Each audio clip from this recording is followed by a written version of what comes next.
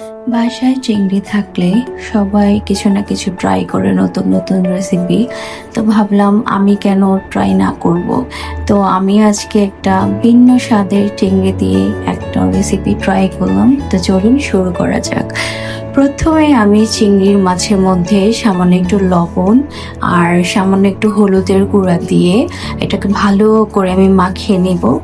আর এটাকে আমি মেখে প্রায় কিছুক্ষণ রেখে দিব যেন মাছের ভিতরে মশলাটা ভালো করে যায়। আর আমি এই ফাঁকে একটা মশলা রেডি করব, যেটা জন্য আমার পেঁয়াজ, রসুন, জিরা, একটু গোলমরিচ আর শুকনো মরিচ পেস্ট করে নিব আমি।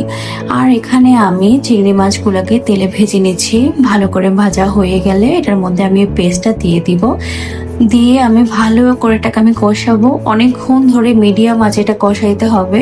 আর এর মধ্যে আমি দিয়ে দেবো একটু হলুদ আর একটু লবণ দিয়ে আমি যখন নাকি মশলাটা শুকিয়ে একটু তেল বের হয়ে যাবে, তারপর আমি এর মধ্যে চিংড়ি মাছগুলাকে দিয়ে দেবো। দিয়ে এটাকে আবার ভালো করে কষাইতে হবে। আর এর মধ্যে আমি একটু তেঁতুল গুলিয়ে নিয়েছি, তেঁতুলের টক বানিয়ে নিয়েছি। এটাকে আমি লাস্টলি অ্যাড করে দেব। আর এটা অ্যাড করার পরে যখন নাকি অনেকক্ষণ কষাতে হবে, কষানো শেষে যখন পানিটা শুকিয়ে যাবে আর একটু তেল বের হবে, ওটার মধ্যে ভালো করে কষিয়ে আমার রেসিপি রেডি।